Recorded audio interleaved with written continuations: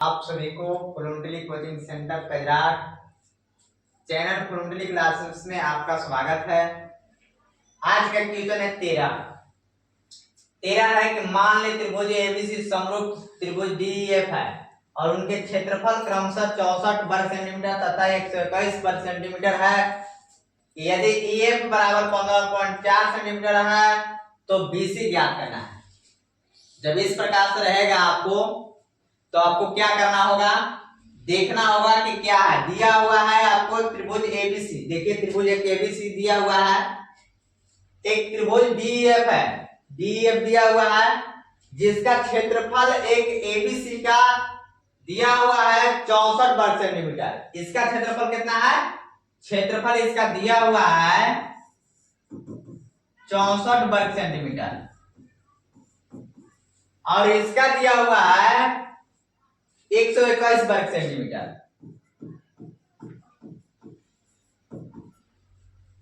तो इसको क्या करना है हमको, और ईएफ दिया हुआ है ईएफ 15.4 सेंटीमीटर। आपको बीसी ज्ञात करना है, यानी कि बीसी ए वाला ज्ञात करना है, बीसी ए ज्ञात करना है। तो आपको क्या करना है बीसी ज्ञात करने के लिए कि हम पहले जानेंगे कि पहले क्या जानते हैं, क्योंकि दो समरूप त्रिभुज के क्षेत्रफल का अनुपात माने कि दोनों त्रिभुज का क्षेत्रफल का अनुपात संगत भुजाओं के वर्गों के अनुपात के बराबर होता है। इसका क्षेत्रफल और इसका क्षेत्रफल का अनुपात ये दोनों त्रिभुज के भुजाओं के वर्गों के अनुपात के बराबर होता है।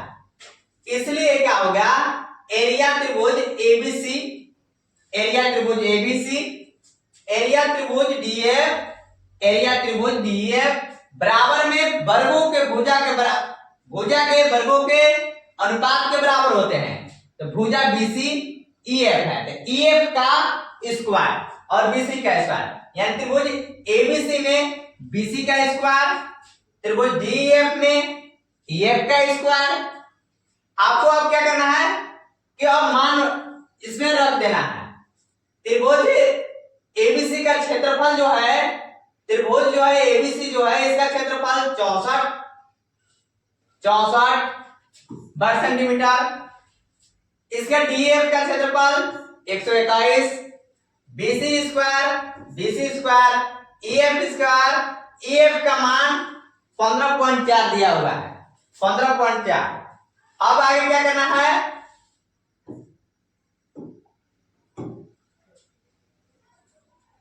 बराबर तो बराबर, दिस इंप्लाई 64 बटा 121, 64 बटा 121।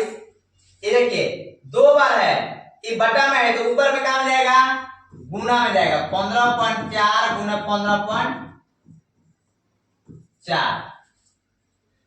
दो बार बराबर बीसी का स्क्वायर, तो बीसी का स्क्वायर। कोई दिक्कत यहां तक नहीं है। अब 11 ग्राम 121 11 बार में कटा, 11 एकम 11 पॉइंट 11 चौक 44, फिर 11 से 11 एकम 11 11 चौक 44।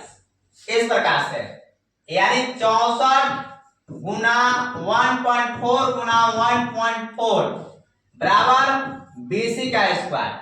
अब इसको क्या कर सकते हैं, बीसी बराबर लिख सकते हैं, वर्ग में है तो इधर का में आ जाएगा, वर्गमूल में आ जाएगा, रूट में आ जाएगा, गुना 1.4 गुना 1.4 पूरे का अंडर रूट।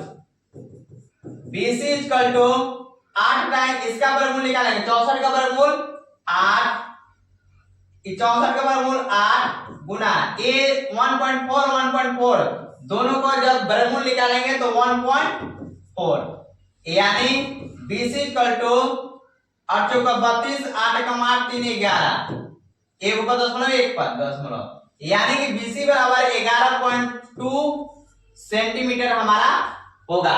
बीसी हमको ज्ञात करना था 11.2 सेंटीमीटर, ऐसे होगा। आपको बीसी ज्ञात करने के लिए आपको सूत्र याद करना होगा, इसको जानकारी लेना होगा। क्या, यदि त्रिभुज का क्षेत्रफल दिया हुआ है तो दोनों त्रिभुजों का क्षेत्रफल का अनुपात बराबर होता है संगत भुजाओं के वर्गों के अनुपात के बराबर होता है।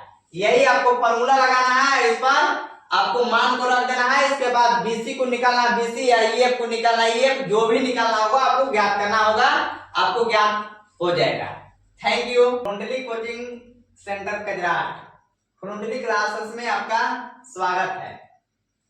आज क्वेश्चन है 14वां क्वेश्चन में आपको इस प्रकार से दिया हुआ रहेगा, यदि tan a बराबर 4/3 तो sin a cos a एवं cos a का मान ज्ञात करें।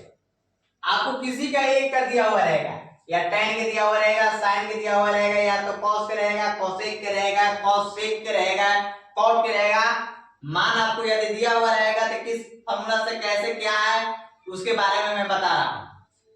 क्या सूत्र होता है? पहले सूत्र होता है sin a बराबर p/h होता है, आप लोग जान रहे हैं।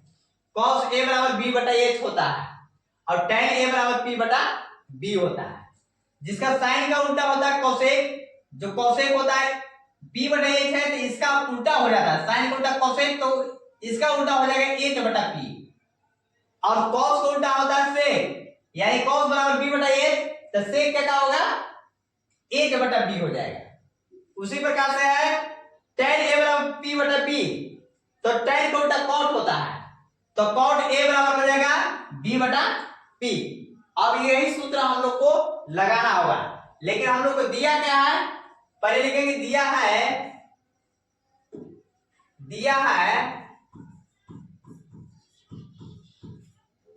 tan a बराबर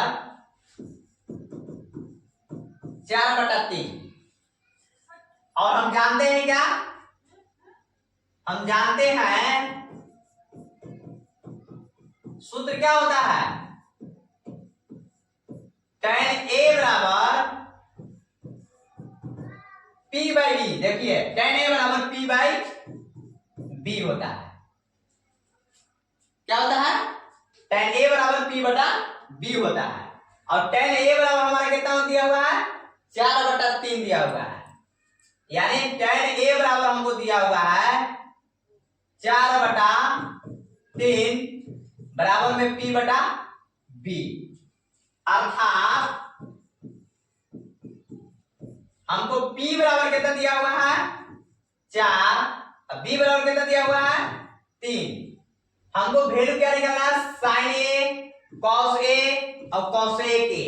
तो sin a बराबर हमको सूत्र होता है p/h, तो पहले हमको h निकालना होगा, क्योंकि p और b का मान दिया हुआ है, h का मान नहीं दिया हुआ है। तो h के मान को निकालने के लिए क्या करना पड़ता है, पहले h का पाइथागोरस प्रमेय वाला सूत्र लगा लेंगे। h बराबर होता है p का स्क्वायर प्लस b का स्क्वायर पूरे का अंडर रूट। p का मान कितना दिया हुआ है, p बराबर 4, तो 4 का स्क्वायर प्लस b का स्क्वायर, तो b बराबर 3 का स्क्वायर पूरे का अंडर रूट। अब h बराबर हो जाएगा 4 का स्क्वायर 16, 3 का स्क्वायर 9, 16 9 25, 25 का रूट कितना बन जाएगा 5, यानी h बराबर कितना हो गया 5 हो गया। h बराबर जब मेरा 5 हो गया, अब जो जो मान पूछेगा उसको हम हल पर उस पर बैठा देंगे मान पर। अब हमको मान क्या बैठाना है, sin a बराबर पूछा हुआ है क्वेश्चन में हमारा sin a बराबर, तो पहले sin a बराबर हम देखेंगे। sin a बराबर होता है हमारा, देखिए p/h, यानी sin a बराबर p का मान हमारा दिया हुआ है 4 दिया हुआ है, p का मान कितना दिया हुआ है 4, h का मान कितना आया है 5, यानी sin a बराबर हमारा 4/5 हो गया। और क्या पूछा है, cos a बराबर पूछा हुआ है, तो cos a बराबर क्या होता है b/h होता है। क्या होता है b/h होता है। b का मान देखेंगे कहां है, b बराबर कितना है 3 है, तो 3 लिखेंगे। h बराबर कितना है, h बराबर 5 आया है, 5 लिख देंगे। और cosec का पूछा हुआ है, cosec a बराबर देखेंगे क्या होता है, sin उल्टा cosec होता है, cosec a बराबर h/p होता है, h/p होता है। तो h का मान कितना है 5 है, अब p का मान कितना है, p का मान 4 है, यानी 4 लिखेंगे। यही हमको पूछा था साइन कॉस कोसेक। तो साइन ए बराबर हमारा कितना 4/5, कॉस ए बराबर कितना 3/5, कोसेक ए बराबर कितना 5/4। आपको यही आपको आंसर हो गया। Thank you. क्वेश्चन है 15वां। 15वां क्वेश्चन में इस प्रकार से आपको आएगा कि जो 2025 को तैयारी को लेकर के जो हम सभी ने इसके जो 2025 को एग्जाम को पकड़ना कैसे है, आपको सभी लोग को बता रहे हैं कि किस ट्रिक से मैं बताऊं कि आप लोगों को क्वेश्चन समझ में आ जाए और कौन सा क्वेश्चन किस नंबर पे आता है, इस विषय को लेकर के हम लोग चल रहे हैं। तो 15वां क्वेश्चन में इस प्रकार से रहेगा। कैसे रहेगा? सिद्ध करें किसी वृत्त के किसी व्यास के सिरों पर खींची गई स्पर्श रेखाएं समांतर होती है। आपको जब इस प्रकार से दिया हुआ रहेगा तब पहले पढ़ लेंगे क्या लिखा होगा। सिद्ध करें किसी वृत्त के, तो वृत्त तो हमारा है, ये वृत्त है, ये मेरा वृत्त है। किसी वृत्त के किसी व्यास के सिरों, व्यास, ये देखिए व्यास यहां से यहां तक होता है, के सिरों यानी कि सिरा पर खींची गई स्पर्श रेखाएं, देखिए खींची गई, देखिए सिरा पर खींची गई, ये भी एक स्पर्श रेखा, एक सीडी एक स्पर्श रेखा। स्पर्श रेखाएं समांतर होती है। हमको सिद्ध करना है कि ए बी समांतर सीडी हो रहा है कि नहीं हो रहा है। तो हमको हल क्या करना है, सिद्ध करना है। हमको क्या दिया है, वृत्त, जो एक वृत्त है, अब हमको सिद्ध करना है, सिद्ध करना है, सिद्ध क्या करना है, ए बी समांतर सीडी, ए बी समांतर सीडी, हमको यह सिद्ध करना है। जो इसमें प्रमाण दिया हुआ है, प्रमाण में कि ओपी, देखिए ओ यहां पर है, ओपी लंब ए बी पर है, ओपी लंब कहां पर है, ए बी पर है, ओपी लंब ए बी पर है। और क्या दिया हुआ है, जब ओपी लंब ए बी पर है तो हमारा कोण P बराबर हमारा 90 डिग्री होगा। क्या होगा, कोण ए पी क्यू बराबर कितना हो जाएगा, कोण ए पी क्यू बराबर कितना हो जाएगा, 90 डिग्री हो जाएगा। और क्या है, ओ क्यू लंब सीडी पर है, ओ क्यू लंब क्या पर है, सीडी पर है, और ओ क्यू लंब सीडी पर है, इसलिए और कोण ओ क्यू डी बराबर 90 डिग्री होगा। ओ क्यू डी बराबर 90 डिग्री, यहां लिख सकते पी क्यू डी बराबर, नहीं हमको यहां लिख सकते ओ क्यू डी बराबर 90 डिग्री, कोई दिक्कत नहीं है। यहां तक हमारा मान लीजिए समीकरण 1 हुआ ये, और ये मेरा समीकरण 2 हो गया। क्या हो गया, समीकरण 1 हमारा और समीकरण 2, तो लिखेंगे समीकरण 1 और समीकरण 2 से, समीकरण 1 और 2 से क्या होगा, जब 90 डिग्री कोण ए पी क्यू बराबर 90 डिग्री, कोण ओ क्यू डी बराबर 90 डिग्री है, यानी राम बराबर श्याम, यानी राम बराबर श्याम और मोहन बराबर श्याम, तो राम और श्याम बराबर होंगे। यानी कि हमारा ए पी क्यू बराबर कोण ए पी क्यू बराबर क्या हो जाएगा, कोण ओ क्यू डी होगा, ओ क्यू डी होगा। क्यों होगा, क्योंकि इसके बराबर में भी 90 डिग्री है, इसके बराबर भी 90 डिग्री है, दोनों बराबर हो गया।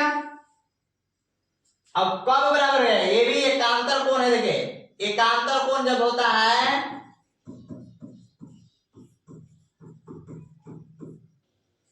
90 डिग्री है, दोनों बराबर है, ऐसे भी है। तो इसलिए क्या होगा, ए बी समांतर सी डी होगा, ए बी समांतर सी डी होगा। इसलिए क्या होगा हमारा, ए बी समांतर सी डी होगा। प्रूफ। Thank you.